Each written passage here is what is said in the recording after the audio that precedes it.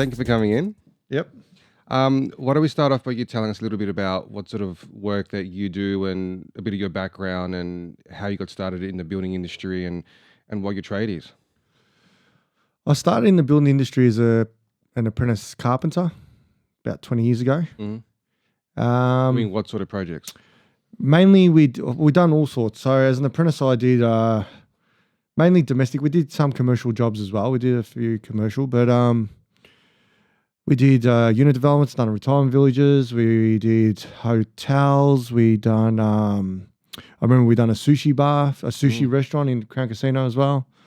I've done a fair bit of stuff as an apprentice as I did my 4 years. Then I went out on my own. As a chippy? As a carpenter, yeah, as a chippy. And I was doing everything from frames, lock-up fixes, deckings, pergolas, you name it. Conventional carpentry, like your stick frames to your old school hardwood stuff as well. We did it all. Like we done heaps of stuff over the years. I was custom. It was more custom carpentry I did. I didn't do your jigsaw puzzle carpentry work, which is your prefab stuff. No, I didn't touch. I did maybe one or two of those. It's not my forte. I like the more intricate part of carpentry. Okay. Then from there, it was time to get your builder's license. So then you did your 4 years apprenticeship, then you went out on your own as a chippy, did another, 8 years or 6 years? So I was about 26 when I went out on my own, 26 years old. Okay. I was out on my own and I was a bit earlier than 26 actually, a bit earlier. Okay. But then I went out on my own. I started my own business my own carpentry business and did work for other builders and owner builders as well. Yeah. And then when did you start your business now? Like you as a builder? Then as a builder, I always wanted to be a builder. I became a carpenter to become a builder. Like that was your goal, right? Yeah, because look, most people know in this game that to be a successful builder, you start off as a carpenter. The best builders out there are carpenters. We'll get to that in a sec. Yeah, but my goal was from being a carpenter to become a builder. Okay. That was the plan. And then when did you become a builder? I think I was 28 years old I became a builder. Okay. About 28. And what's your business called? Dibera. Dibera, okay. And where does your business do projects? Are you all over the state? I've done all over the state. Okay. I've worked everywhere. All over. I've been out into the country too, yeah. And what sort of projects? I've built, so I've done unit development, extensions, renovations. I've done bathroom renovations before as well. I've done multi-unit developments. I've done commercial work and all sorts of stuff. Okay. What's the most common project that you get, or is it all just varied? It varies because we're quoting jobs. I'm not a volume builder. I'm a custom builder. So you come with me with your plans and we work with your design.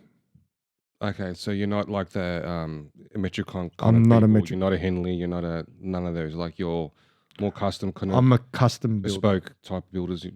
That's right. Okay.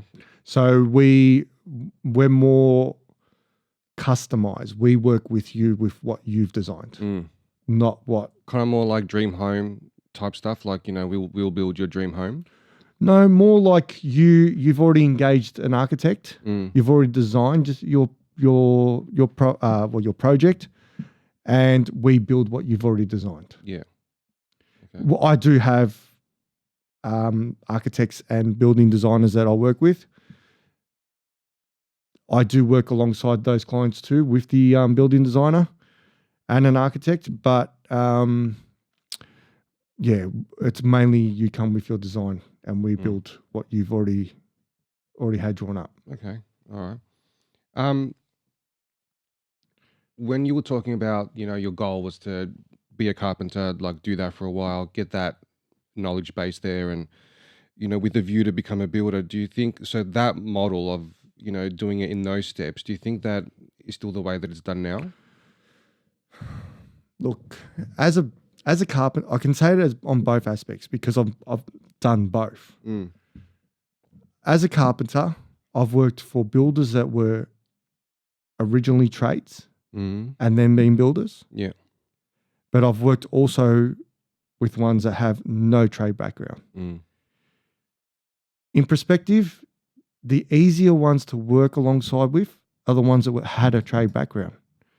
Reason for that is because as a tradesman, as a carpenter at the time being a trade, when you're talking to another trade or understands trade, Mm. you work through problems. You're both on the same page. Mm. Now, no offense to you, Dean. Me working, if you were a builder and you're as a lawyer, Mm. if I had to ask you trade questions, you'll have no idea what I'm talking about. You'll just tell me, follow the plans, because that's what the plans are there for. Now, sometimes the plans are wrong. Mm. Sometimes there's not enough detail on the plan to explain Mm-hmm. what needs to be done. So being a trade, we can work together with the trade knowledge on how to accomplish it or fix the problem or whatever the problem or the solution needs to be. Because we've got experience. We've got trade experience. If you don't have, if you've never swung a hammer, how are you going to tell us how to swing a hammer? Mm. Correct. Yeah. That's, to me, is important.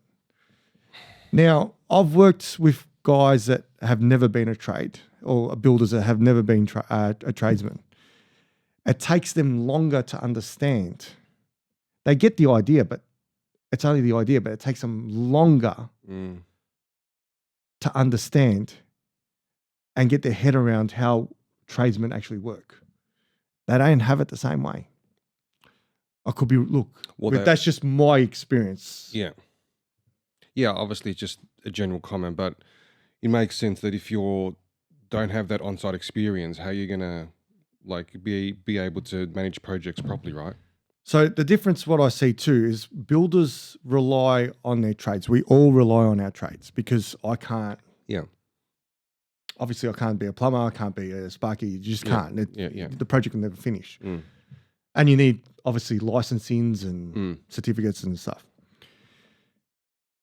But being a builder that's been a tradesman, I work alongside other tradesmen. So as a carpenter especially, we do foundation work because sometimes we have to do stumps, sometimes subfloor work where we're doing working alongside with the bricklayer to work, with the brick piers if they're done right, or then we're working alongside too the concreters because our frames sit on the concrete slab, and then the structure of a house is up because of a framer, a carpenter, right?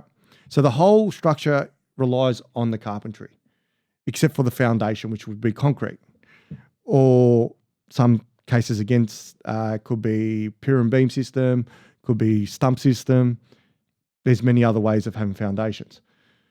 But the whole house structure itself, what you see, the frame is the main purpose. So the carpenter then, once he's finished the frame, you've got everyone coming in, the sparky, the plumber, the everyone, to do their roughings, their fit-offs. So you've got all the services and everything running through the house. You got the roof tiler, the roof plumber, everything works off the frame. The carpenters then come back in and do the lock-up, which is preparing everything ready for plaster. Front installation of windows, doors, external doors.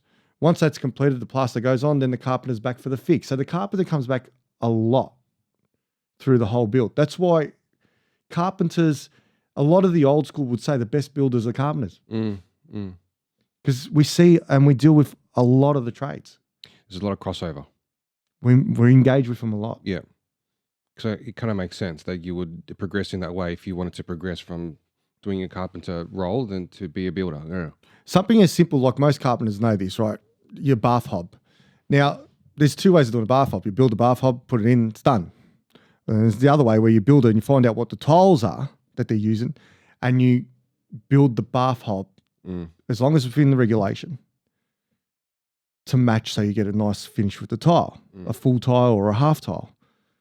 A carpenter has to engage us with a tiler, and you never think that, but we do. But you do. You do. Yeah. Okay.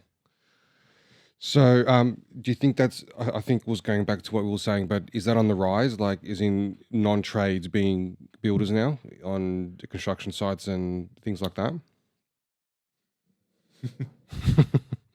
Not that it's always a bad thing, but like, do you see that now? Every trade wants to be a builder. A lot of tradies want to be builders.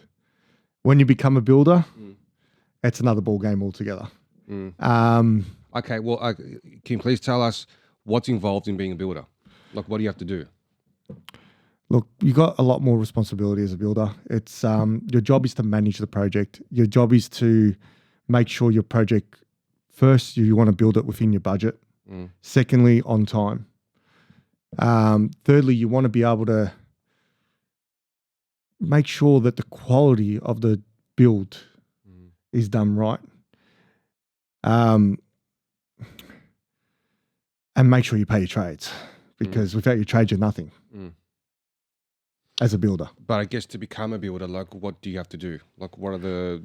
Well, the process that we did, I don't know the change now, because I went for my license many years ago, right? So the change, I don't know how it is, the process right now, but we had to go to school. We had to do a building course, Cert 4, and I did a diploma as well.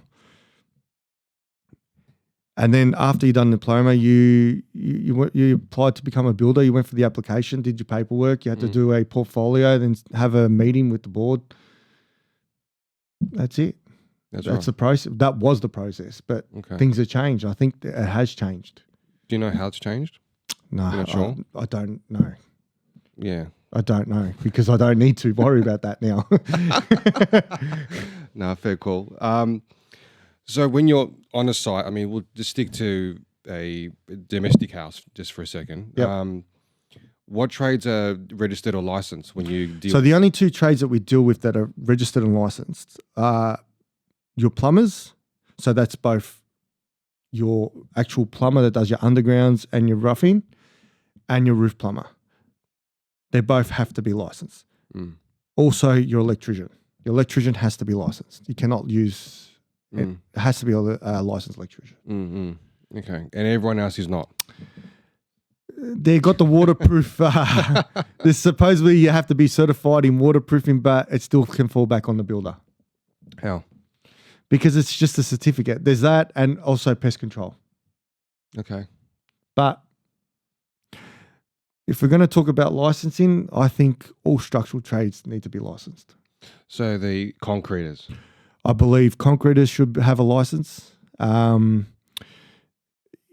Like you're the foundation, mate. You know how to read if you're running a business and you've got a set of plans in you, you know how to read the plan. We all make mistakes. We're all human.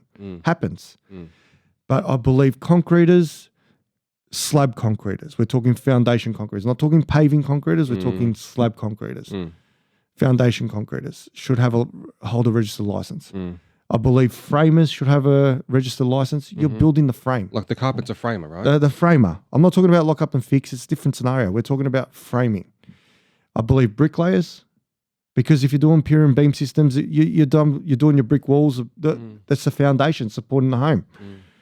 I believe structural trades, 100%. Trust company too. Like the trust companies provide us a guarantee. They certify their own work. Yes, 100%. If there's any fault, I think they give a 25-year guarantee on their products. But definitely believe that structural trades should have some sort of insurance. Well, okay, that's another good point. So, because these guys don't have a registration or a license, then do they have any form of insurance when they have a public liability insurance. Or they could. That's right. Who's to say that? There's no need to have it, right? There's no need. It's not mandatory. That's right. Yeah. There should be some sort of insurance, just like a plumber and an electrician. Yeah. Because let's be honest. And a builder. Sorry, that's right. And the builder. But let's be honest. We're talking about structural here. This is structural products. Yeah, I mean, structural trades. I mean, you're not talking about the tilers or the cabinet makers. Like, you don't think it's all cosmetic. Yeah. Like you wouldn't need to go the full wham on everyone. No, it's all cosmetic. Yeah. The rest of it's all cosmetic. It's all easy fix, mate. You know, like I've seen with the what's his name? Site inspections. Yeah. Site inspections. Yes, the waterproofing. Okay, yeah, all right. It's 20 grand to replace the bathroom, but it's 20 grand to replace the bathroom. Fair enough, 20 grand. But what about if the slab's gone? Like the whole house is gone. That's it. The whole house is gone, mate. Doesn't matter. Like it's in. You know what I mean? Yeah, it's the base of everything, right? So That's like, it. If you're not licensing that, then it doesn't make any sense. Yeah. And then do you want to talk about some bad stuff that I've heard in the game? Please. Right. So over the years, I've heard all sorts of stuff, you know, and it just keeps getting better. Things that people say, right? You know, I've heard stories of people pouring concrete, and before they pour the concrete, they've had the inspection done, and they pull most of the steel out and then pour the concrete. The Rio. So as a builder, I'm always on site for pour day. I make sure, because then nobody can remove any of that stuff. That's the structural integrity of the concrete. That's what strengthens your concrete. So why would you remove it just to save cost? Because they use it on the next job. Yeah. Okay. Yeah. So they save cost on the next one. Yeah. Right. This is the old boys. It's been going on for years. So if we did have a license in place, they're accountable for it. You're a concreter. You're a licensed concreter. I'm pretty sure you won't you won't be taking that steel out no more, would you? It's the same as a bricklayer. And you hear stories about bricklayers. They put like a shovel of cement in a mix. My bricklayers, they put a bag of cement per mix. True integrity of the concrete of the mortar to stick the brick. Yeah. You know, you can't muck around with this stuff. Yeah. You've got people's lives at risk too. People living in these joints. True. Just because it's not your family or any relation to you, people live in these joints. Yeah, there's no real oversight of that, right? Well, there's no oversight. Well, that never gets inspected. That doesn't get checked. Brickwork. Yeah, the brickwork doesn't get checked by the building surveyor. So no one's checking it. Nobody's checking it. And the builder, if the builder's not on site watching what the bricklayer's doing, well, they will never know, because once the mix is mixed and it all looks the same, You can't tell. you can't tell, especially if you're using, I tend to not use orange sand, because orange sand will hide it all. Looks the same. But if you use a white sand, you'll notice the difference in the texture. You can tell. Right. Kind of. Yeah. If you're looking out for it. If you're looking out for it. So I guess, okay, with insurance then, who's got insurance on these sites? Builder? Or who should have insurance on these sites? Well, I believe... Oh, sorry. Okay, we'll start off with must and then shoulds and everything. So like who, as a minimum, has to have insurance on a domestic site? As it stands now? So you got your builder who has his insurance? Well, your building surveyor. The architect's got his insurance on it. The engineer will have his insurance on it. You'll have the plumbers and the electrician. And that's it. That's it, mate. So bricklayers, nothing. Concrete, nothing. Not mandatory. The cabinet maker. Let's put the cabinet. Carpenter doesn't.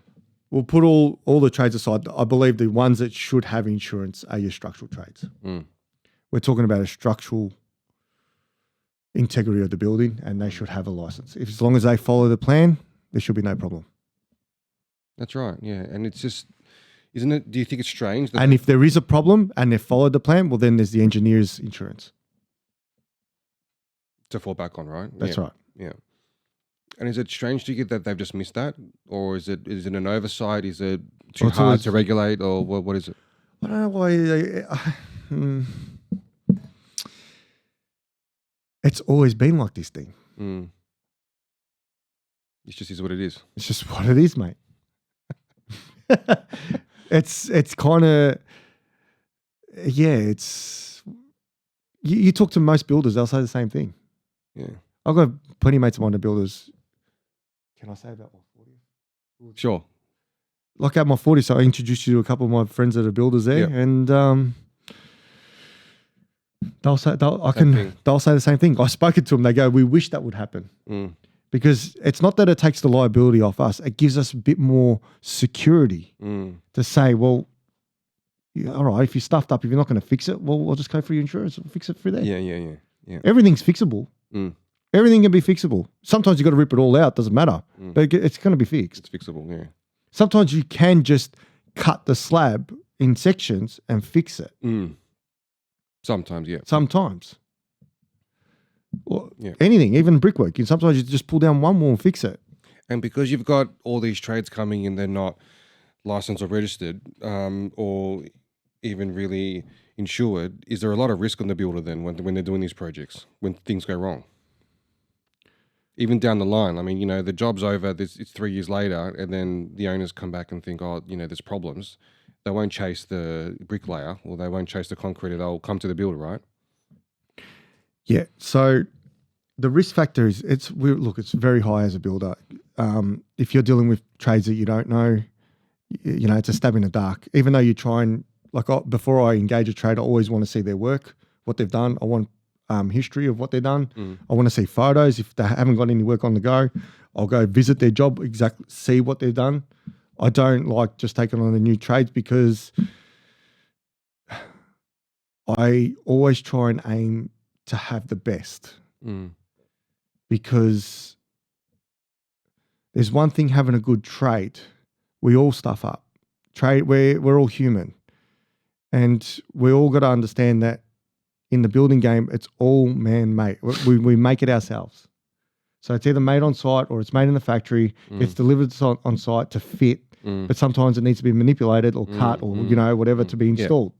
So, and it's still man-made. It's still got to get put together. Yeah. And let's be honest, shit happens. It's a game. It's the industry we're in. It happens.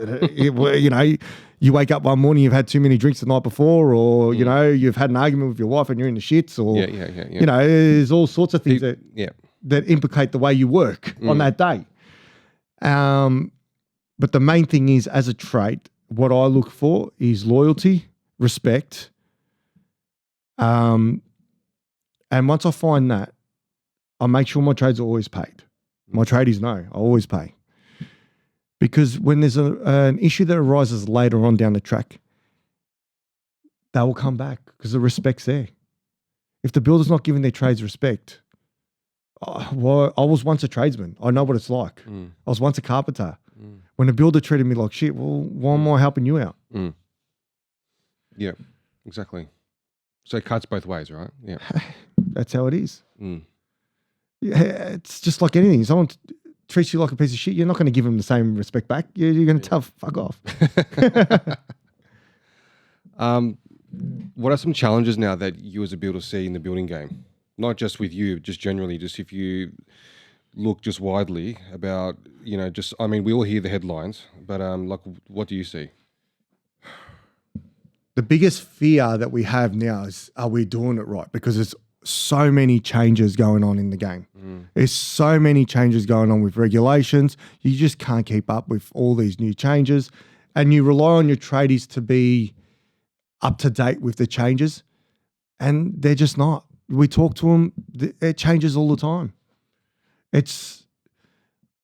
Look, supposedly we're meant to be building better now. I feel like we're going backwards. What do you mean better? Well, when I started off as a framer, we didn't have these many brackets and fixings that we had to put in. We're putting more brackets and fixtures and fittings and shit that we put in, and it's making it harder to get the wall straighter later because you've got frame ties and all sorts of stuff, cyclone straps. We're putting cyclone straps in an area that we're not even a cyclone prone area. I don't even think Victoria's ever had a cyclone.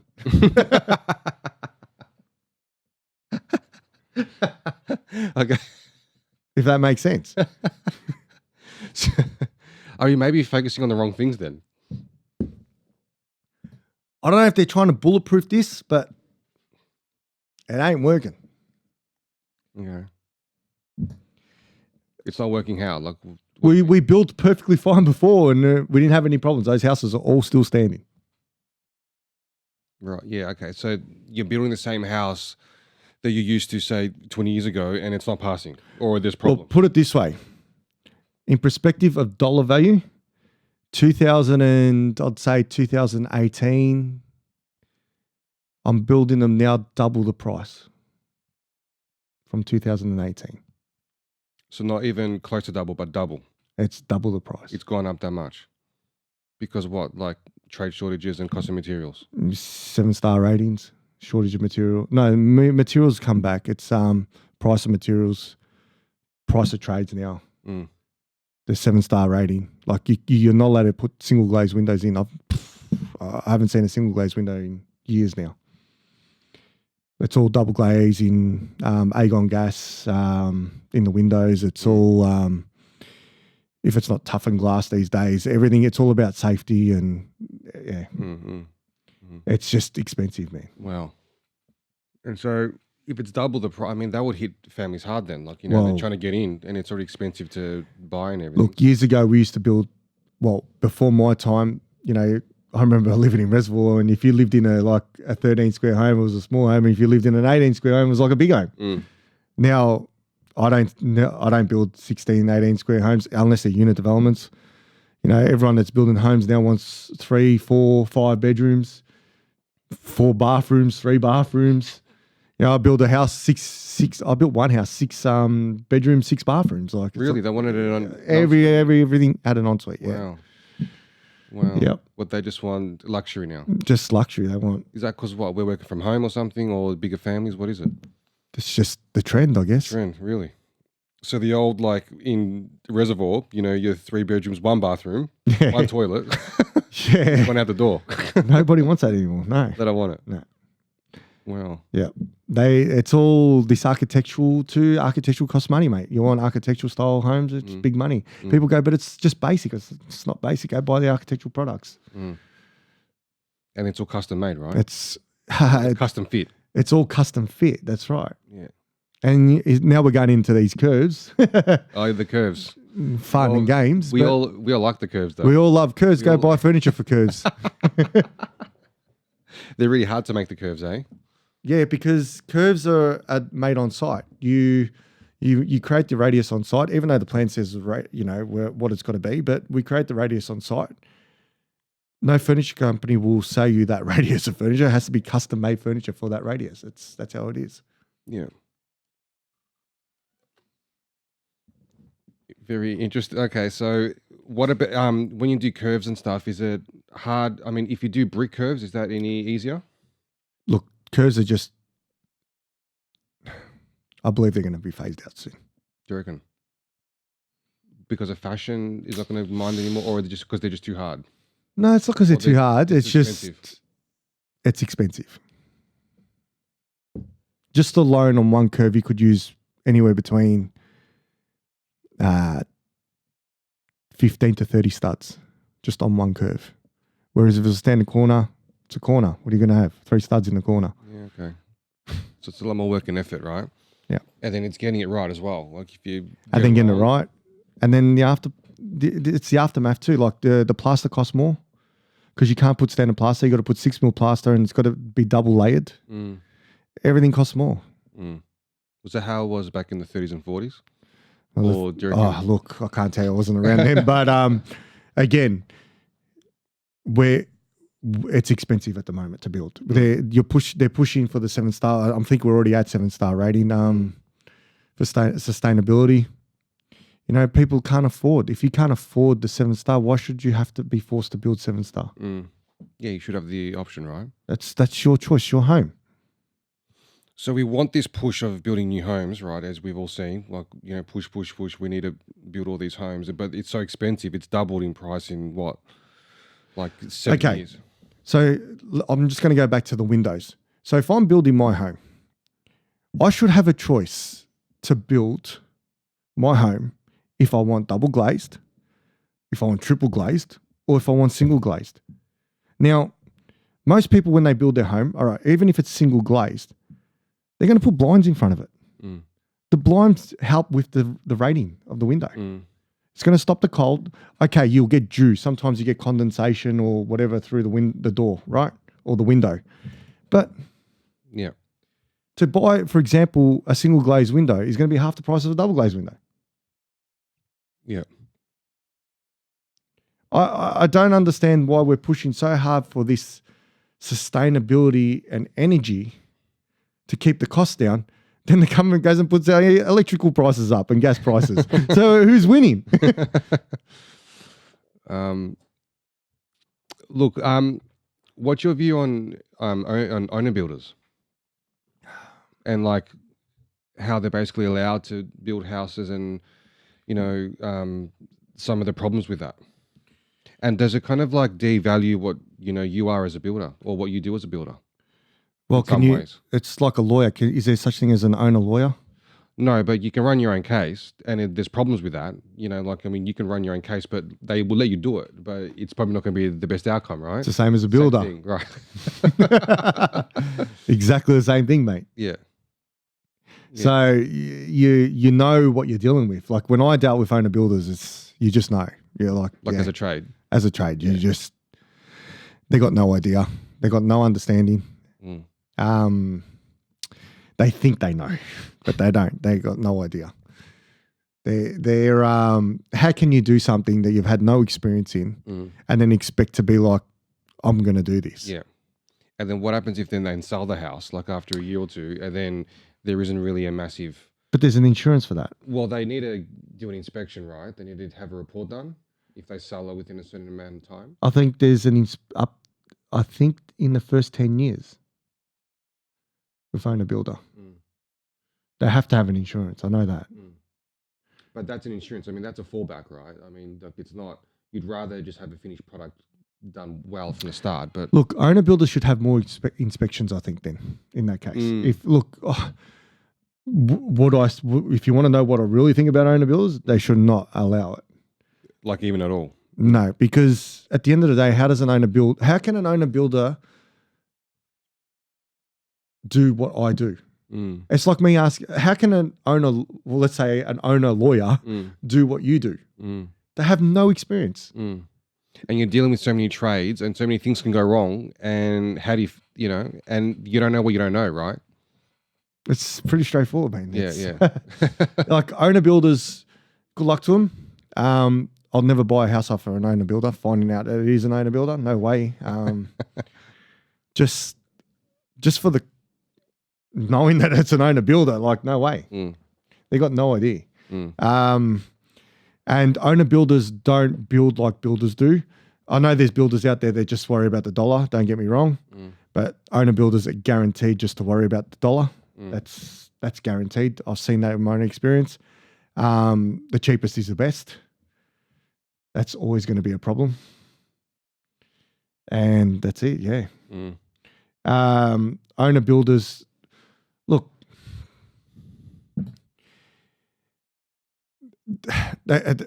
if they're only allowed to build one project, I think it's every 3 or 5 years or 7 years. Is it a 5? I think it's 5. Might be 5, yeah. Why would you go? Just get a builder, mate. What to say? I know you're saving money. I get it. You save the builder's costs. But in the long run... But are you saving money though? No. Because trades are charging you more. In the long run, it's costing you more because you will be charged more from trades, 100%. And trades will charge you more because they know you don't know. They know that you do not understand and they're going to charge you more for the time they're going to waste. Because there's like, it doesn't run as smoothly as what that's right. A builder run one. 100%. Yeah. Plus, they're probably even if you're an owner builder, I would suggest at least engage like a builder as a project manager to help you. That can help you a lot because the builder will have his trades and can help you along the process. Yeah. Well, because problems are going to come. 100%. Like they're never going to. There's always going to be an issue to solve. Mate, I can build 2 houses right next door to each other, and I'll have 2 different problems. Yeah. Exactly. Same home, 2 different. Same problems. Design and everything. Same everything. So you never know what's going to happen. 100%, mate. Yeah. That's the role of a builder. Yeah. You always know, and back to being a builder trade, that's where it comes to play. Yeah. Yeah. What about these changes that the BPC are trying to make now? Like, what are your view on that? Like, say with this rectification or notice or order that they're calling it, that they may order the builder to come back even up to 10 years after the OC permit being issued. Look, Like I think the insurance needs to change a little bit. Not because of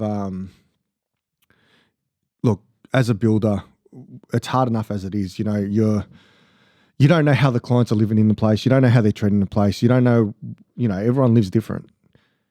All respect to them. But I think what's the insurance? 6.5 years you get through the VMI? 6 years for structural. 6.5 is structural, I'm pretty 6. sure. 6 years structural, and then it's 10 years overall, right? No, 10 years you can be sued. Yeah. So you're potentially on the hook for that. So 10 years. I still believe it should just be 6.5 years for a builder. Like you go through all that effort to build. I believe the insurance needs to be there 6.5 years. Look, whenever there's a problem, we've always come back to fix it. We're human, like it happens. You can't help that. But 6.5 years is sufficient for a home.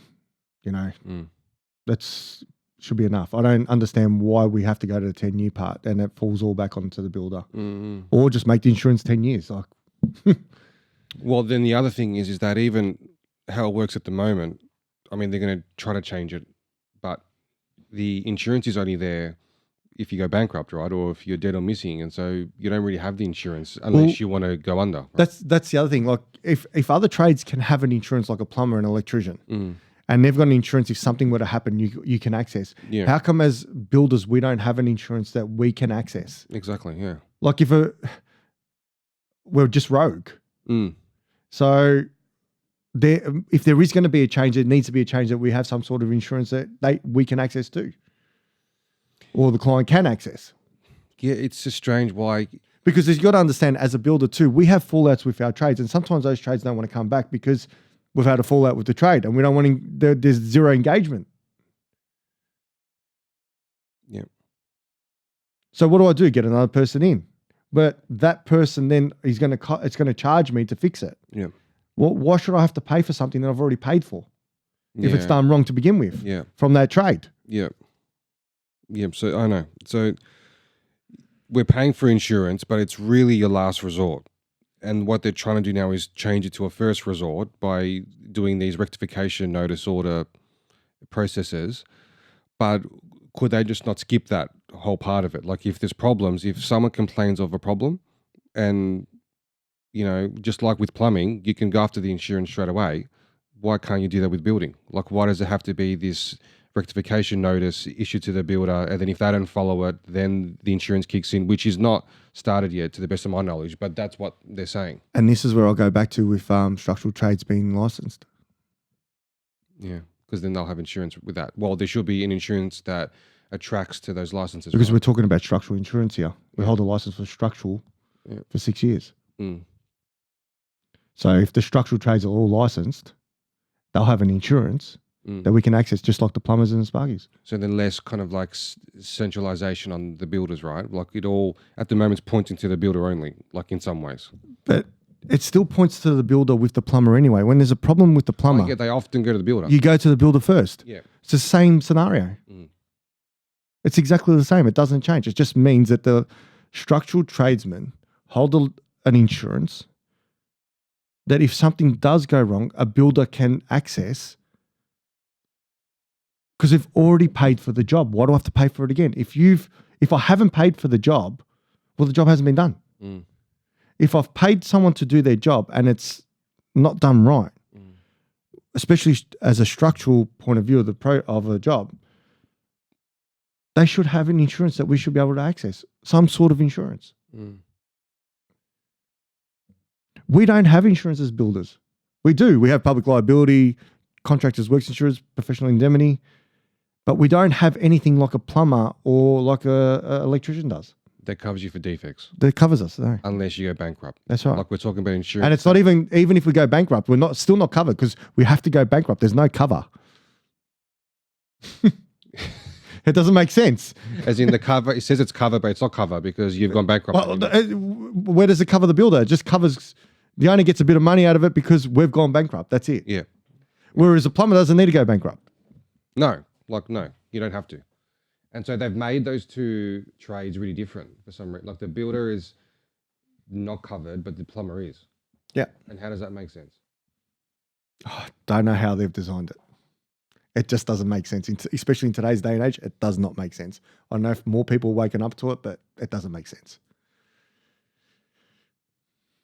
And I'm more than happy to continue build, or I'll continue building anyway. But I'm more than happy to continue knowing the fact that the structural trades are covered, because if they've got some sort of cover or liability that we can access, because I've got a job. I've had a job before. The concreters stuffed up the foundations. 30 mil out of level. I haven't put the frame on, nothing on it. Now, 30 mil out of level over a small unit, a 6 square unit, or, we're just talking downstairs. In the rules, that needs to be ripped out and redone. That whole slab needs to be ripped out and redone. Now, this concreter's, I've paid him a deposit. I've paid him money. I'm never going to retrieve that money back. So now it's on you, right? Now it's all on me. And you can't charge the owner for that. And I can't charge the owner for it. That's right. But if the concrete's got an insurance, at least I can access the insurance. Say, look, I've paid this money. It's going to cost this much amount of money to pull it out and redo it. That's it. The insurance company then goes chase it off the concreter. But yeah. I mean, that's how it works with plumbers.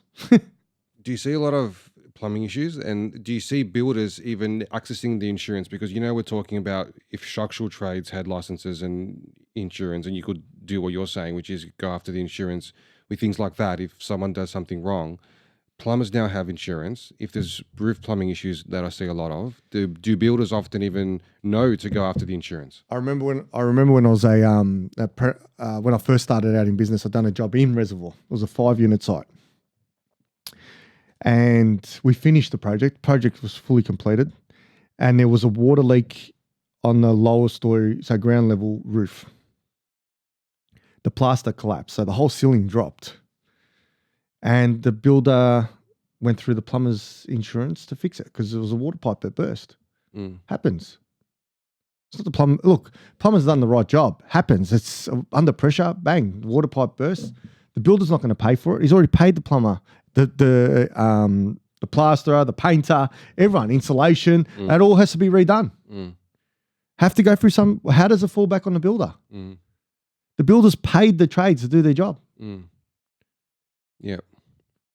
It's only fair. On that particular project, they went after the plumber. On that particular project, they went after the plumber. What about generally? Do you see it being used a lot? Do people even know that that scheme's there? Look, Dean, now that I'm in my own world, in my own business now, it's kind of different. I don't see it as much as I used to before. But I've heard stories, yes, people did go through the plumber's insurance to access, repairs and fix jobs. It can be done, yes, 100%. That's what it's there for. It can be done. It's more about, are they doing it as often as they should? The problem is with some builders, you become mates with your trades, and then you got that. You don't want to go there. You don't want to go there. Yeah.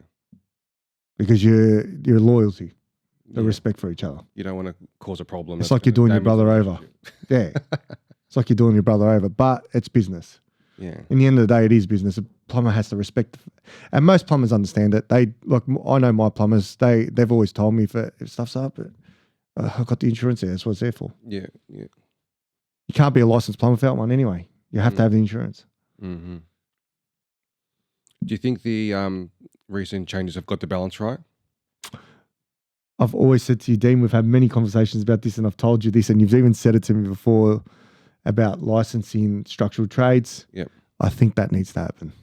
So the BPC and the recent changes about the orders and this sort of thing, that's focusing a lot on the builder, from what I can see, probably is focusing on the wrong things, would you say? Or look, even for the sake of the owners? I know they're trying to target these dodgy builders. I get it. And try and, reduce but they know that's been going on for years.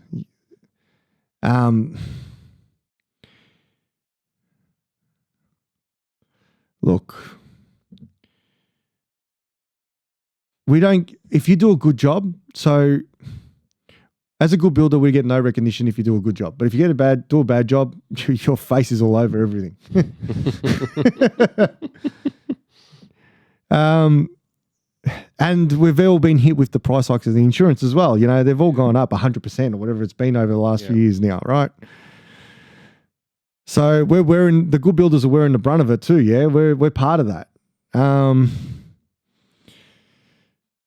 I don't know if they're doing the right thing. You remember the BPC is all government. It's a government body.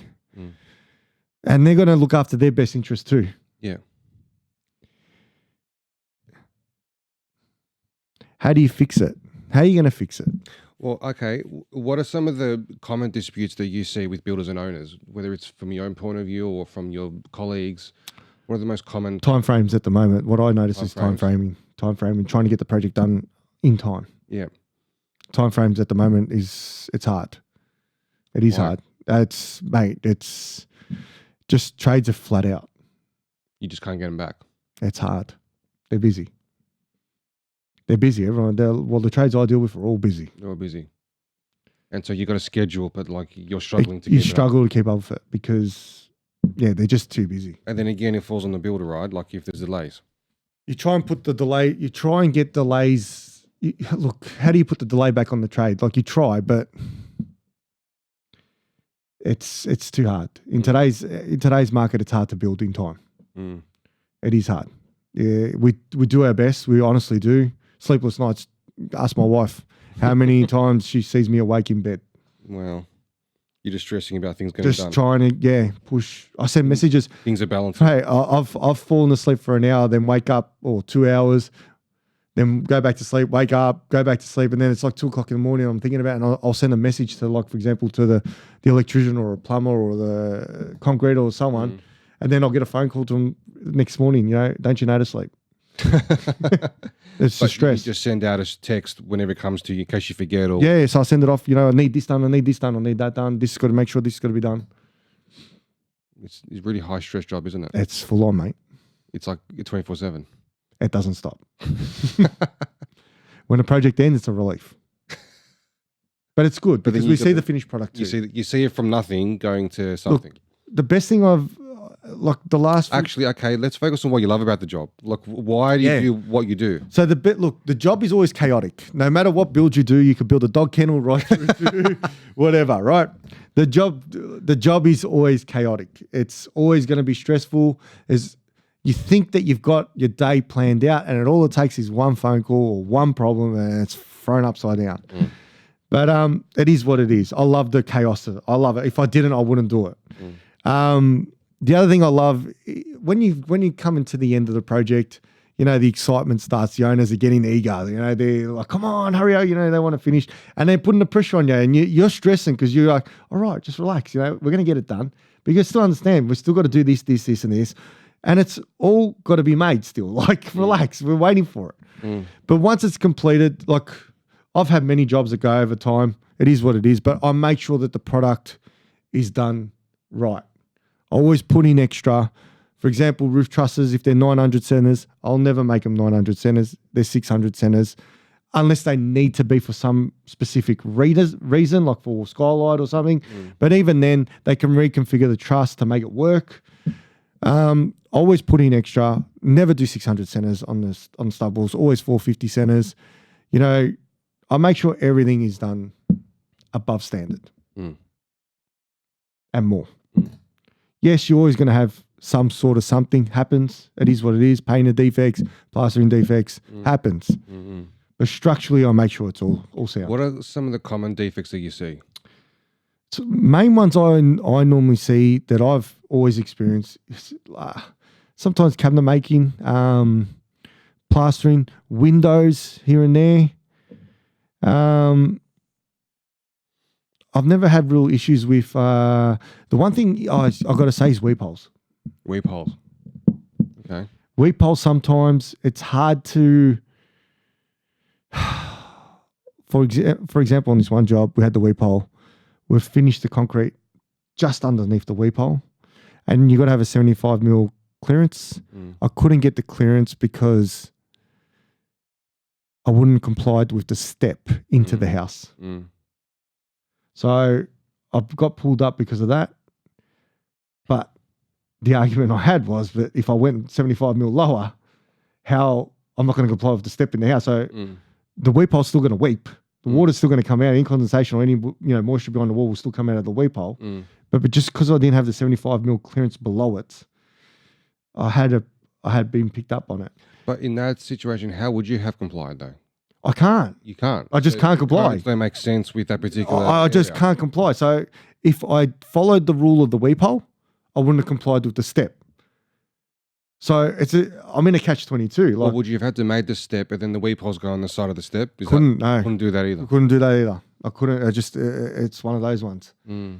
And I made it comply with the step because let's be honest, you're walking in and out of the house all day. The weep hole, it was just below. I think I had about 5 or 10 mil clearance, but the water would come out. That's it. Mm. Happens. What are you going to do? Mm. What about waterproofing and roof plumbing? I've never had a real issue with waterproofing. Roof plumbing, yes, some things, minor stuff. But I feel sorry for roof plumbers. It changes all the time. Oh, the rules and Regs, standards. yeah, it's hard to keep up with roof plumbing. Honestly, roof plumbers, they've got a hard gig when it comes to it. Mm. Because, I've even heard the hearsay sometimes, even the BPC don't even know what they're doing. Like they actually can't keep up. Yeah, you just can't keep up with what's going on. Should there be further inspections with waterproofing and roof plumbing and things like that? I'm wrapped you brought this up. Now, normally on these are the inspections that we have on a build. So we're talking about housing here, domestic. House, yeah. So you've got your foundations. So the foundations is you got your excavation of your strip footings or pier and beams or whatever. They've got to be inspected first before any steel work. Then you have the steel work pre-slab inspection. Then you have, so you've got your excavation and then the steel work before you pour. Then you pour your concrete. After that, sometimes there's retaining walls. Sometimes there's other bits and pieces on the build, but I'm talking just about the main inspections that we normally have on a domestic build. So it starts off with the digging of the foundations, then the pre-concrete pour, which is your steelworks that go inside the concrete. After that is your frame inspection. So the whole frame will be inspected. After the frame is normally the final. That's it. That's it. That's how the inspections work, mate. Well, my question is, like, should there be further inspections? Okay. Now, we've got a major issue at the moment with waterproofing. And you hear about it everywhere. So I'm pretty sure there used to be waterproof inspection many years ago. They used to have it. I think they stopped it. Okay. And if it did, they should bring it back. This is before my time I'm talking. Before I was even a carpenter, I'm talking years and years ago. But I think there should be a waterproof inspection because if there's an issue with waterproofing, before tiles go on, we can fix it at that point. It can be fixed. Look, it's easier to fix it at that point than it is once it's completed, yeah? Yeah. Now, everyone that's building a home wants a good product, wants to know it's done right. So why don't we just have an inspection for waterproofing? I mean, why don't they? I don't know. And should they bring that in? Well, on most cases, an additional inspection can range anywhere between $150 to $400. Whoop-de-doo. Which isn't going to break the bank, is it? No. To come in once to check the waterproofing, let's be honest. Yeah. There's people who have additional. I always get additional inspections. It costs me more. So, when it comes to the end of the build, the building surveyor's like, "Oh, you owe me another $2,000." What for? Oh, this inspection. All right, yeah, no worries. But even if the surveys did a waterproof inspection, do they have that expertise to actually recognize problems with a waterproofing issue?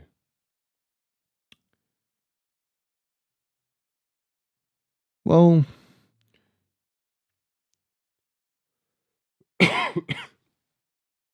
there is a standard.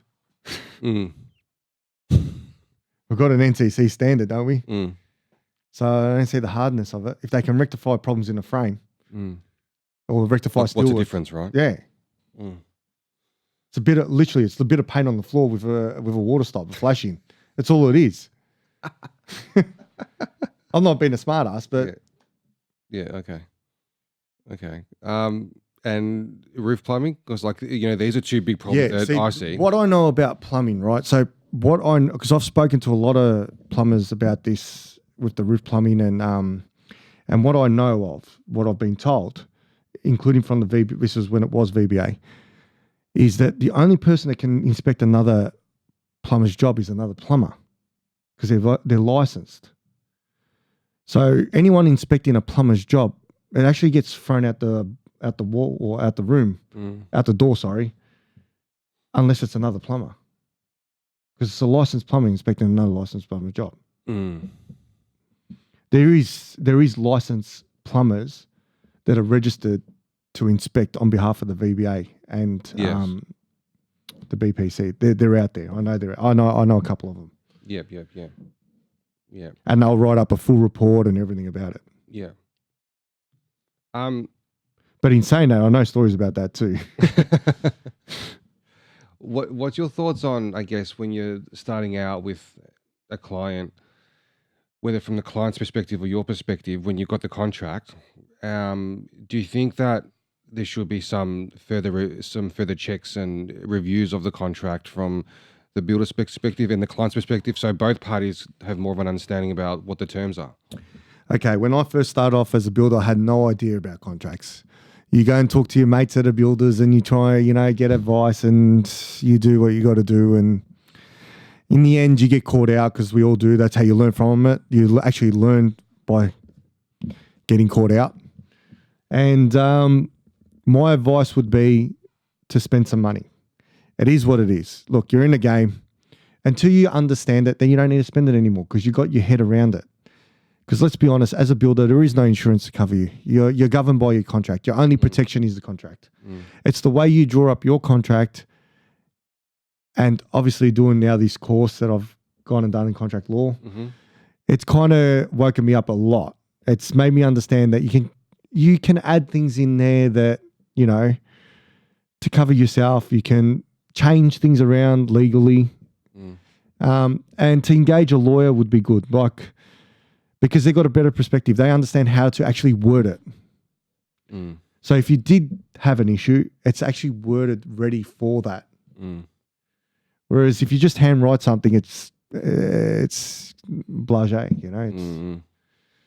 And do you think it helps if the owners are getting this legal advice so that they actually know what the contract means and what it says? Because, what I find is that sometimes clients don't, or owners don't understand what contracts mean or what the consequences are. And so they're going in there a bit blind in some way. I think it's good for both parties though. For both parties, it's good to have a lawyer. I'll just say, because on both boundaries, as a builder, you still need to know too. Yeah, I get it as the owner. Yes, you're signing a legal contract. It's like when you're buying a car. Yeah, it's the same thing, right? Sometimes it's good advice from a lawyer because they can ask, or they can, say, look, we think this part here needs to be addressed, which just happened to me on my last job in Thornbury, where we had to change the contract a little bit, which I was perfectly fine with. It's all good. And done. If there's one thing that you could basically tell our viewers about, and like a bit of a message that people should know about what builders do and perhaps how they're misunderstood, what would that message be? I don't know how to answer this one thing. Can you please say that again? Okay, I'll start again. Yeah. Okay, pause. What builders should do. If there's one thing that you'd like to tell people about what builders do that perhaps doesn't make the headlines, in terms of how challenging the job is and all the things that a builder does to fix problems before they get to the headlines and before the owners even know about them, do you want to basically try to explain, that there are a lot of builders out there that are trying to do the right thing and that it isn't all just doom and gloom? look, it's like anything, any trade, any business. There's good and bad in any business, right? There's guys that are shifty, you can't help it. There's people going to always be out there. It's in the headlines, you see it. Look, we're not all there's builders out there that go far and beyond. You know, we go more. We will put in more. You know, there's guys I've seen other builders, they just use the cheaper stuff. There's guys that use the more expensive stuff. You know, there's guys that are more expensive that are shifty. Don't get me wrong. Yeah, I get it, but you can't just blame the whole industry on these certain people. It's not. It's just like car salesmen. You know, there's shifty car salesmen, there's shifty real estate agents, there's shifty everywhere. Yeah, you just can't. The whole industry's not up. We don't want it to be bad. I definitely don't want it to be a bad industry. I enjoy what I do. You know, we enjoy. I enjoy. Yeah, we don't like problems. No one does. In any industry, no one likes problems. But unfortunately, we have problems too, and we have to fix them. What can I say? All I can say is we're not all bad people. You know, I've built a house for someone who's now baptized my youngest child. I never knew the guy before. I built his house, we became best mates, and he's baptized my youngest child. You know, like, what can I say? There's good out there. And yes, there's always going to be good and bad. And there's times that, like, I'll be the same person on the same job with different clients. Some like me, some don't. It is what it is. What can I do? It's like anything, you know? Unfortunately, this is me. That's how I am.